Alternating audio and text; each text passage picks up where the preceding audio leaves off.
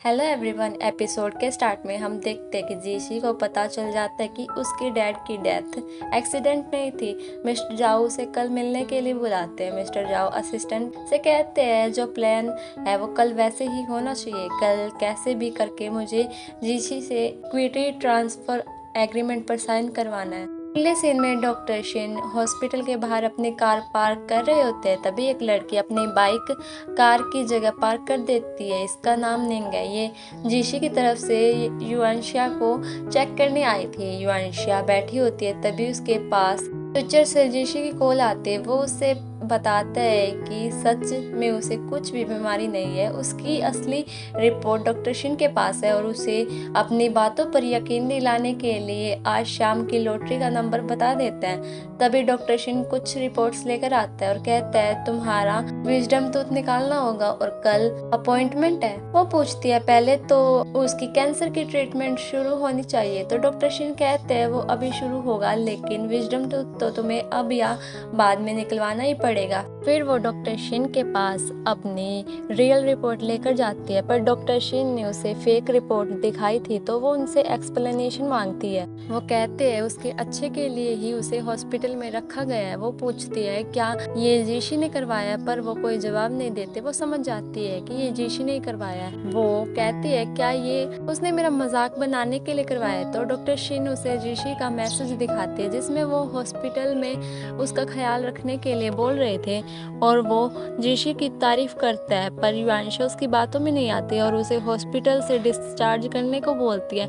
शाम को जीशी क्लब के बाहर होता है। डॉक्टर शिन उसे युआनशिया के डिस्चार्ज का बताते हैं और साथ ही ये भी बताते हैं कि उसे बीमारी का सच पता चल गया है। मैं उसे यहाँ पर नहीं रोक पाऊंगा। डिस्चार्ज के बाद युआनशिया अपने घर जाने से पहले अपने नेबर की शॉप में जाती है। हमें यहाँ पता चलता है कि उसके लिए ब्लाइंड डेट इन्हीं ने अरेंज की थी। युआनशिया उनसे कहती है कि उसे कुछ काम आ गया था इस वजह से वो ब्लाइंड डेट पर नहीं जा पाई तो आप उसको मेरी तरफ सॉरी बोल देना। वो कहती है कोई बात नहीं तुम्हारे लिए दूसरी डेट अरेंज कर दूंगी। तभी युआनशिया को लॉटरी नंबर याद आता है और वो लॉटरी का खरीदने के लिए चली जाती है। निंग युआनशिया को देख रही थी। जीशी क्लब में होता है। निंग से मैसेज करके युआनशिया के बारे में अपडेट देती है। मिस्टर जाओ के आदमी उसे इक्विटी ट्रांसफर एग्रीमेंट पर साइन के लिए फोर्स करते हैं पर वो उनकी बात नहीं मानता। रात में युआनशिया जब लॉटरी नंबर चेक करती है तो वो उसे जीत गई थी। वो उस पर्सन की बातों को सोचने लगती है। युआनशिया भी उस क्लब पर पहुंचती है जहां जीशी है। वो देखती है कि कुछ लोग जीशी को जबरदस्ती कहीं लेकर जा रहे होते हैं। वो वहां पर आकर उनकी आंखों में पेपर स्प्रे मार देती है और उसे लेकर वहां से भाग जाते हैं लेकिन वो लोग उन्हें घेर कर उनसे लड़ने लगते हैं। तभी वार्निंग भी आ जाती है। वो कहती है इन्हें मैं संभाल लूंगी और उन दोनों को वहां से भगा देती है। ये दोनों निंग की बाइक लेकर चले जाते हैं जहाँ रास्ते में उन्हें मिस्टर जाओ का सेक्रेटरी मिलता है और हमें यहाँ पता चलता है कि वो जीशी का ही आदमी है। निंग जब अकेले सड़क पर खड़ी थी तभी वहाँ डॉक्टर शिन उसे पिक करने के लिए आते हैं। फिर हम देखते हैं कि युआनशिया जीशी के घर होती है और वो उसे बोलती है कि मैं तुम्हारी 2 साल से पर्सनल असिस्टेंट हूँ तो तुम बहुत अच्छे एक्टर हो या मैं बहुत डम्ब हूँ जो तुम्हारी दूसरी पर्सनैलिटी के बारे में नहीं जान पाई। तो जीशी उसे बताता है कि वो उससे ये बात छुपाना नहीं चाहता था लेकिन उसके पास और कोई रास्ता नहीं था। फिर वो उसे सारी बात बताता है कि मिस्टर जाओ के सामने वो लापरवाह होने की एक्टिंग कर रहा था लेकिन वो छुप कर अपना काम सही से कर रहा था पर उसे पता नहीं था कि मिस्टर जाओ युआनशिया को भी इन सब में इन्वॉल्व कर लेंगे इसलिए उसने ये सब बातें छुपाई। इससे युआनशिया को समझ आ जाता है कि उसने उसे जानबूझकर फायर किया था और झूठी रिपोर्ट दिखाकर हॉस्पिटल में रखने की कोशिश की थी। ये जानकर वो कहती है उसे दूसरों के लिए अपनी लाइफ को डेंजर में नहीं डालना चाहिए। फिर वो उससे पूछने लग जाता है कि बताओ तो मैंने ऐसा क्यों किया होगा। वो कहते हैं कि जरूर तुमने ऐसा किसी इम्पोर्टेंट पर्सन को बचाने के लिए किया होगा। जीशी को लगता है कि वो समझ गई है कि उसने ये सब कुछ उसकी जान बचाने के लिए किया है लेकिन वो तो यहाँ पर कुछ और ही समझ रही थी। और वो उससे बोलती है कि तुम मुझे शील्ड की तरह यूज कर रहे हो टशिन को बचाने के लिए।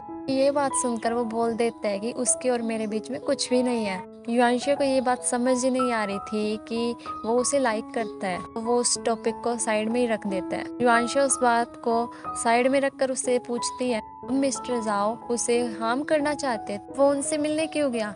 तो जेसी कहता है कि वो इसलिए गया ताकि वो उसके इम्पोर्टेंट लोगों को नुकसान ना पहुंचा सके।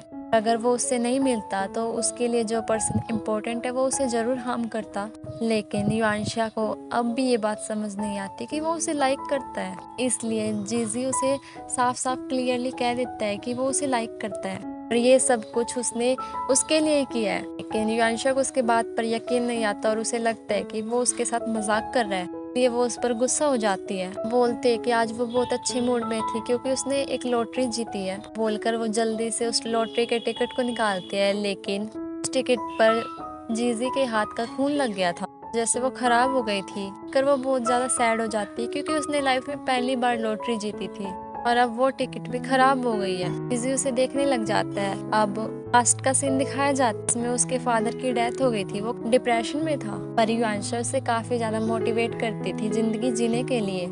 इसी वजह से वो इतना आगे बढ़ पाया था। प्रेजेंट में वो उससे लॉटरी टिकट के लिए कंपनसेट करने को बोलता है और अपने जमा किए कैश को उसे देता है।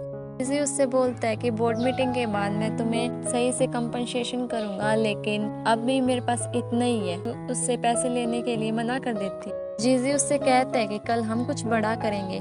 फिर हमें फ्यूचर का सीन दिखाया जाता है। जीजी युआनशा के डेथ का सीन याद कर रहा था, जिससे हमें पता चलता है कि उन दोनों की शादी वाले दिन ही युआनशा की डेथ हो गई थी। वो डिसाइड करता है कि वो युआनशा को डुअल स्पेस के बारे में बताएगा, उसे अपनी बातों पर भी यकीन दिलाएगा कि वो उसकी जान बचा सके। और यहीं पर ये पार्ट खत्म होता है। मिलते हैं नेक्स्ट पार्ट में, तब तक के लिए बाय बाय।